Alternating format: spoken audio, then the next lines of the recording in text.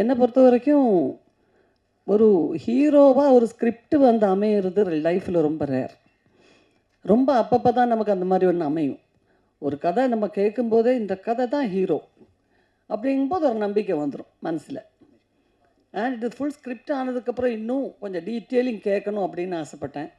கேட்டதுக்கப்புறம் ரொம்ப ரொம்ப சந்தோஷம் ஆச்சு. அண்ட் ஜெயராம் தான் இந்த கேரக்டரில் நடிக்கிறாருன்னொன்னே எனக்கு ரொம்ப ரொம்ப ஹாப்பி ஆகிட்டேன். ஏன்னா 20 வருஷத்துக்கு மேலே ஆச்சு இல்லை நம்ம படம் பண்ணி, 20 இயர்ஸுக்கு மேலே ஆச்சு. நாங்கள் கிட்டத்தட்ட ஒரு 25-26 படத்துக்கு மேலே பண்ணியிருப்போம் பேரா. அது பஞ்சதந்தத்துக்கு அப்புறம் புத்தம்புது காலைன்னு ஒரு ஆந்தாலஜி மட்டும்தான் பண்ணக்கூடிய வாய்ப்பு கிடச்சிது. அது கோவிட் டைமில். அது ஒன் டே தான் ஒர்க் பண்ணோம் காம்பினேஷன். அப்போது அதுக்கப்புறம் ஒரு பல கதைகளை கேட்டிருக்கோம். பட் சிலது எனக்கு பிடிக்கும், சிலது ஜெயராம் பிடிக்காது. நாங்கள் 2 பேரும் கம்யூனிகேட் பண்ணிப்போம்.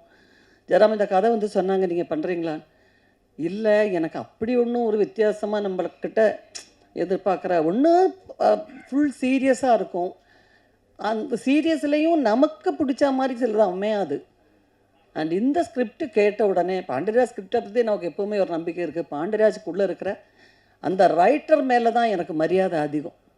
ஏன்னா பசங்க படத்துலேருந்து அவருடைய எல்லா படங்களும் கிட்டத்தட்ட நான் பார்த்துருக்கேன். அந்த ஸ்கிரிப்டிங் அப்படிங்கிறதுல நிறைய டைம் எடுத்துக்குவார். அண்ட் சாதாரணமாக எப்போவுமே சொல்லுவாங்க, மலையாள படம் கம்மியான நாட்களில் ரொம்ப நல்ல குவாலிட்டி உள்ள படங்களை எடுத்துடுவாங்க, ரொம்ப சீக்கிரம் எடுத்துடுவாங்க. இப்போவும் சிங்கிள் ஷெட்யூல் 45 நாள், 47 நாள், 50 நாள். ஆனால் மலையாள படத்தை விட ஸ்பீடாக நான் ஒரு படம் ஒர்க் பண்ணது இந்த படம் தான் சமீபத்தில். எப்போ ஸ்டார்ட் பண்ணாங்க, எப்போ முடித்தாங்க, எனக்கு ஒரே அதிசயம். முடிஞ்சிடுச்சா ஷூட்டிங்?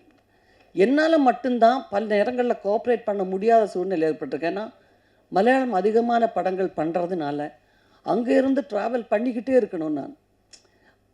ஸோ அந்த ஒரு கஷ்டம் எனக்கு இருந்துச்சு. பட் அதுக்கு நடுவில் எப்படி எப்படியோ சமாளித்து பல நேரங்களில் நான் வந்திருக்கேன். ஒவ்வொரு நாள் ஷூட்டிங்கும் இவங்க எல்லோரும் சொன்ன மாதிரியே ஒவ்வொரு நாள் ஷூட்டிங்கும் எனக்கு அவ்வளோ என்ஜாய் பண்ணுற மாதிரி இருந்துச்சு. ஏன்னா ஒரு கண்டென்ட் நல்லா இருக்குது, ஒரு கதை, கேரக்டர் எல்லாம் கிட்டத்தட்ட ஒரு ஒரு 60% பக்காவாக இருந்துச்சுன்னா நம்ம அதில் நம்ம கொஞ்சம் இன்புட்டு, நம்ம இம்ப்ரவைசேஷன் அது ரொம்ப பிடிக்கும் நமக்கு. ஸோ அதனால் நாங்கள் 2 பேரும் பேசிப்போம். ஒரு சீன் கூட நாங்கள் 2 பேரும் இது வரைக்கும் ஆக்ட் பண்ணதில் ரிப்பீட்டேஷனாக எங்களுக்கு ஃபீல் ஆகலை. கிட்டத்தட்ட எல்லா படங்களுமே ஃபேமிலி ஓரியன்ட் படங்கள் தான் நாங்கள் பண்ணியிருக்கோம். ஆனால் அதில் இருக்கிறது ஏதாவது நேச்சுரலி வந்து நமக்கு அப்படி வந்துடும் சில சீன்ஸ் எல்லாம். ஒரு குடும்பத்தில் ஹஸ்பண்ட் அண்ட் ஒய்ஃபு, குழந்தைங்க, அது இதுன்னு போது ஏதாவது நமக்கு வந்து ரிப்பீட்டேஷன் வரும். பட் எனக்கு தெரிஞ்ச எதுவுமே ரிப்பீட்டேஷன் இல்லை. ஒரு சீன் கூட ஐயோ நம்ம அந்த படத்தில் பண்ண மாதிரியே இருக்குல்ல அப்படின்னு சொல்கிற மாதிரி ஒரு சீன் கூட அமையலை. அந்த அளவுக்கு நான் என்ஜாய் பண்ணியிருக்கேன். இவங்க 2 பேர் கூட அவந்திகா கூடவும், அனந்திகா கூடவும், சஞ்சனா கூடவும் ஒர்க் பண்ணது நாங்கள் ஒரு 2வது நாள் 3வது நாள்லேருந்து மறந்தாச்சு நாங்கள் எல்லோரும் ஆர்டிஸ்ட்டு ஆக்ட் பண்ண வர்றோங்கிறது.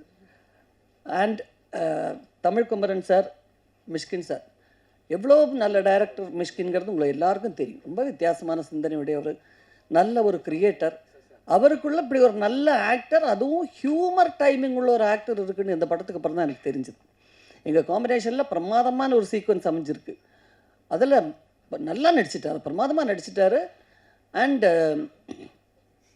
நல்ல கேஸ்டிங்கில் பாண்டியராஜ் 100% அவர் சக்ஸஸ் ஆகிட்டாருன்னு தான் சொல்லணும். ஒரு ஆர்டிஸ்ட் கூட ஒரு ராங் சாய்ஸ் அப்படின்னு சொல்கிறதுக்கு இல்லை. ஸோ ஒவ்வொருத்தருமே மிகப்பெரிய அளவில் இதில் உழைச்சிருக்காங்க. And thank you Pandiraj. And Jayaram, thank you so much.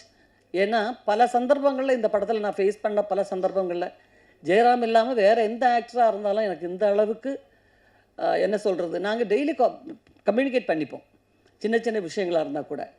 So ரொம்ப நாளைக்கு அப்புறம் எங்கள் காம்பினேஷனில் எங்களுக்கு நாங்கள் என்ஜாய் பண்ண படங்கிற முறையில் ஒரு பெரிய எதிர்பார்ப்பு இருக்குது. கண்டிப்பாக உங்கள் எல்லாருக்கும் பிடிச்ச ஒரு படமாக இருக்குன்னு தான் நான் நம்புகிறேன். நம்ம நடிக்கிற எல்லா படமும் நல்லா வரணும்னு வேண்டிக்கிட்டு தான் வந்து நடிக்கிறோம். பட் இருந்தாலும் இந்த படத்தை ஸ்பெஷலாக சொல்கிறதுக்கு என்னென்னா, ஒரு ரைட்டருடைய மிகப்பெரிய உழைப்பு இந்த படத்தில் உங்களுக்கு தெரியும். அதனால தான் சொல்கிறேன். ஸோ எங்களால் முடிஞ்ச அளவுக்கு நல்லபடியாக பண்ணுறதுக்கு நாங்கள் முயற்சி பண்ணியிருக்கோம். உங்கள் எல்லாருடைய கோஆப்ரேஷன் தேவை.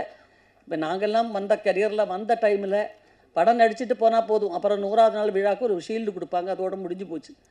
அந்த சினிமா சம்பந்தப்பட்ட ஒரு 4-5 மேகசின்ஸ் அவ்வளோதான் இருக்கும். பட் இப்போ இதை வந்து ஜனங்க மத்தியில் கொண்டு போய் ரீச் பண்ணுறதுக்கு உங்களுடைய எல்லாருடைய கோஆப்ரேஷனும் தேவைப்படுது. ஸோ அதை நல்லபடியாக நீங்கள் பண்ணி கொடுக்கணும். Thank you so much.